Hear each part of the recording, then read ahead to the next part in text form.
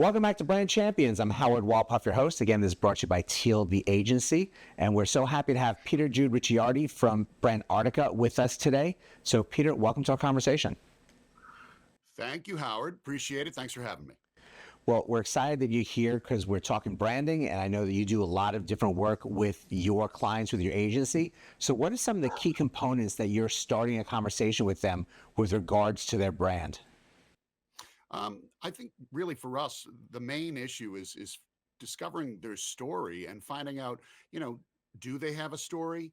What is it? Is it their story? Is it the brand story? Really trying to eke out the background and all the information we can about, who their competitors are, what their space is, but trying to make sure that we lead with a story and strategy.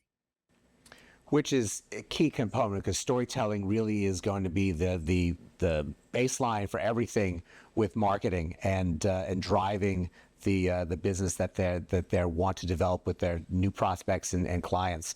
Now, with the work that you do, what are some of the platforms that you're finding the most success with these companies to get their message across and really hit the right audience?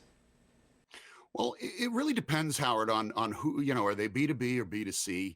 I think that it's interesting to me that a lot of companies seem to forget about the streaming platforms as really key areas that they can focus a message on a geographically targeted area. Same goes for your Spotify's or your music streaming apps. People think radio's dead, and I go, yeah, I come from a radio background. So, I think that in some cases, locally, radio can be a great asset to brands and companies, but, you can put those messages on streaming services, which is really where people are absorbing a lot of their music or their news or their information. Same with all the social media. Again, LinkedIn is a huge advantage for anybody that has a brand or anybody that is a founder or director, president, CEO of a brand. There's two different things, though, on LinkedIn, especially when you're trying to do B2B business. The CEO, the founder, they should have their own personal brand and has to be tight, clean, sharp, concise, and compelling. But that is not the same story or the same brand identity that the company has. So people do want to do business with people rather than entities. But a brand on LinkedIn can really leverage that space coupled with the founder's voice to drive traffic, drive attention and awareness, and ultimately conversions.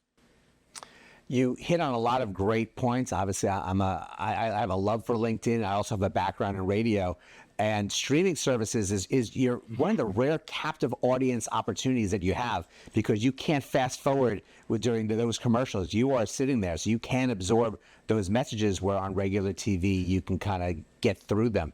So it's important to find the right audience, the right messaging for your client, but when it comes to that statement of the CEO having a different brand than the company, how often are you getting pushback or confusion with your clients from that, as opposed to which obviously I see the clarity for it, but sometimes they may not see that in the same way at the beginning of the conversation. Yeah, we run into it all the time. I've met several brands and CEOs, founders that, there are several that are really doing a great job. But I have, in my experience, run across many that go, "Look, I don't want to be involved. I don't want to. I don't want to be involved. I don't like social media." You can't not look. You personally don't have to love social media, but you do if you're going to run a successful brand. Have to have some kind of a voice and a presence. People, like I said, want to do business with people, not entities. So I think the difference is, and again, learning for a founder or maybe someone that's not as immersive or comfortable in that space, you as a founder have a story, and that story is not the same one as the brand story. They're two different things. And once you start to wrap your head around the idea that you can have a voice and you can be a positive impact and drive information, drive support, drive awareness. The brand picks up all the pieces left behind, because what I do personally is, especially when I'm meeting with new clients, I want to see what the founder or the the president, the CEO. I want to see what they're up to. Are they present? Do they have any presence whatsoever? Are they active? And then that gives me enough information to go back and know how to work with the brand best.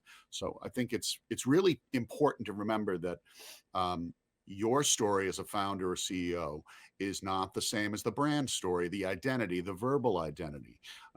But having a voice out there, we have a client who the president of the company said, nope, I don't want to be involved in any way, shape, or form. And I said, it's really a shame because your competitors, their presidents, their VPs, they are vocally present on the platforms and they're on brand, they're aligned, and people are doing more business with them than with you. So it's a weak spot. If you don't fix it, it will continue to be so.